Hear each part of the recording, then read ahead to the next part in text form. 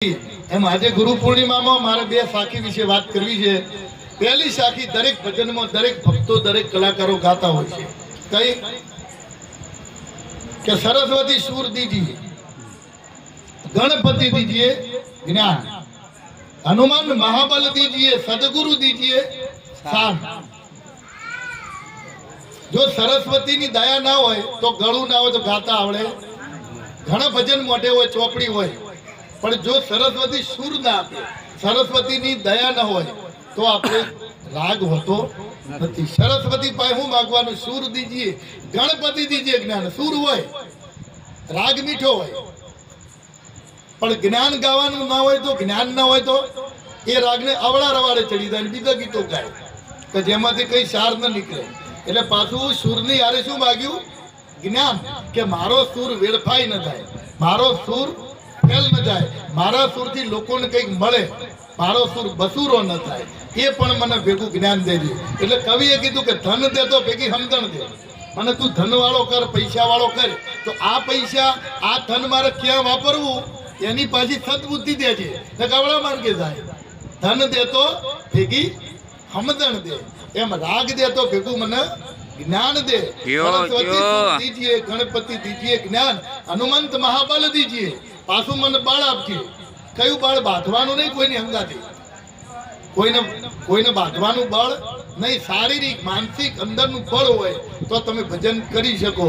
अने छेल्ले कीधुं सद्गुरु मोहे दीजिए साथ। आ बधुं होय पण सद्गुरुने जो हान ना होय तो बधुं तमारुं राग ताल ज्ञान बधुं तमारुं फेल जाय।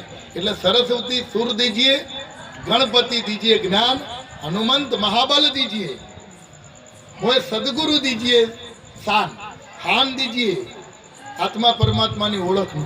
બીજી સાખી એ કીધી છે કે ગુરુ બિન જ્ઞાન ન મિલે, ગુરુ બિન મિલે નહીં ભેદ, ગુરુ બિન સંશય ન ટળે। ભલે તમે વાંચો ચાર વેદ મોટે હોય, 6 શાસ્ત્ર મોટે હોય, 18 પુરાણ મોટે હોય, તમને બધું જ આખા જગતનું જ્ઞાન હોય, પણ જો ભેગા સદગુરુની સમજણ નહીં હોય તો ભજન હું કહેવા માંગે છે એની આપણને સમજણ પડશે નહીં। એટલે શું કીધું કે સંશયના માટે, સંશય કયો કયો એના ઉપર દ્રષ્ટાંત છે। સંશય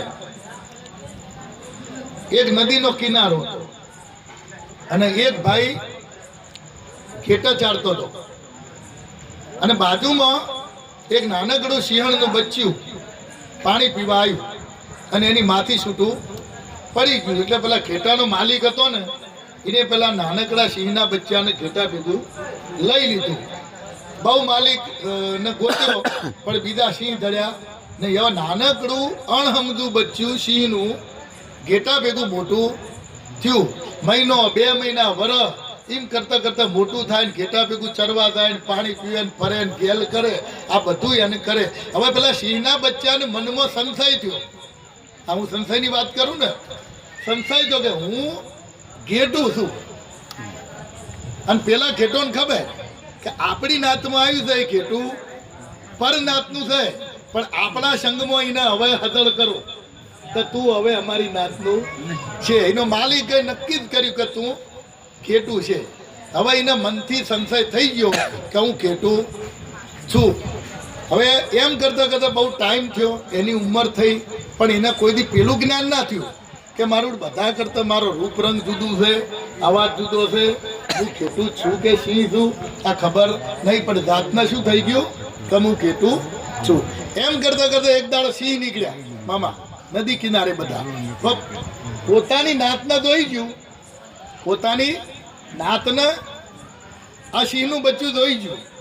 એટલે પેલા સિંહના ટોળાએ નક્કી કર્યું કે આપણા મોયલું સિંહનું બચ્ચું આ ખેટાના ટોળામાં જમ પેટું તકો, એટલે એને રાડ કરી, એ સિંહ આપણા ટોળામાં આવતો રે, અસલ સિંહ છે તું, આ ખેટા બકરાના ટોળામાં ચોજુ કે ના ના હું તો ઘેટું છું। અરે ભાઈ તને કને કીધું તું ઘેટું, તું સિંહ છે, પણ તું અવળા રવાડે ચડી ગયું, સંગ દોસ્ત થયો છે બાળપણનો કે ના હું ઘેટું છું। પછી બાજુ જઈ સિંહ આ કે જો હવે તારું સ્વરૂપ જો, મારું સ્વરૂપ જો, તું અંદરનો અવાજ કરી, હું કરું। ધીમે ધીમે થઈને એની ફડકો હતો ને અંદરનું ઘેટાપણું કાઢ્યું, કને કાઢ્યું? એની નાતને સિંહે પછી એને નક્કી થયું કે ભાઈ હું તો ભૂલો પડ્યો છું, અસલ જાત મારી કઈ છે સિંહની. પછી એને રાડ નાખીને તો એના ભેગા રહેવા વાળા બધા નાઠા. હવે આપણને નક્કી થઈ ગયું છે કે હું ઠાકોર છું, હું પટેલ છું, હું બ્રાહ્મણ છું, હું આમ છું. હવે કોઈના શરીરમાં કોઈની માતા કોઈ દાડો એમ કે મારા ઘેર છોકરો જન્મ્યો કહો તો છોકરી જન્મી, કોઈ દાડો એમ કીધું કે મારા ઘેર પટેલ જન્મ્યો. જ્ઞાતિ ના જન્મે, જાતિ જન્મે. સ્ત્રી અને પુરુષનો જન્મ થાય. જ્ઞાતિ છે એ માનવ સર્જિત છે અને જાતિ છે એ કુદરતી છે. એટલે વ્યવસ્થા ખાતર સંસારમાં આપણે રહીએ, પણ અસલ બધા સિંહ જ છે. પણ એ સમજણમાં રહે તો સિંહ છે. બાકી તો અવળા ટોળામાં જતા રહ્યા ભાઈ કુંજી, તો પછી ઘેટાપણું મટવાનું નથી. જો ઘેટાપણું મટાડવું હોય અને શુરવીરપણું લાવવું હોય, હરિનો માર્ગ છે સુરાનો નથી કાયરના કામ. પ્રથમ પહેલા મસ્તક મૂકી વર્તી લેવા નિજ નામ. સદગુરુના ચરણે મસ્તક મૂકવાની ત્રેવડ હોય તો આ કરી શકાય એવું છે. અને ભજનમાં પણ કીધું છે, અમને અડશો નહીં, અભડાશો. અમને અડશો નહીં, તમે અભડાશો. અને અભડાશો તો પછી નાવા ક્યાં જાશો? જો હગાવાલાની કોઈની બીક ના હોય તો આવો અમારી સંગે. હગાવાલા હું કહે ભજનમાં થઈ તો મારો વેવાઈ હું કહે છે, મારો ફલાણો હું કહે છે, એનું કોમ અમો નથી. હગાવાલાની બીક હોય તો ના હોય તો આવો અમારી સંગે એમ કે છે. અને નાતીલા કદાચ તમારી નિંદા કરશે તો પાપ બધા ધોવાય. પોતાની નખલી પોતાનું દાંતેડું લઈ અને કદાચ નિંદામણ કાઢે તો આપણું શું ધોવાનું? તો આપણું તો ધોવાય ને. પણ ખમિયા કરી અને જેને જે કરવું કરે, આપણી સમજણ પ્રમાણે જેને જે સદગુરુ મળ્યા હોય એના દ્વારે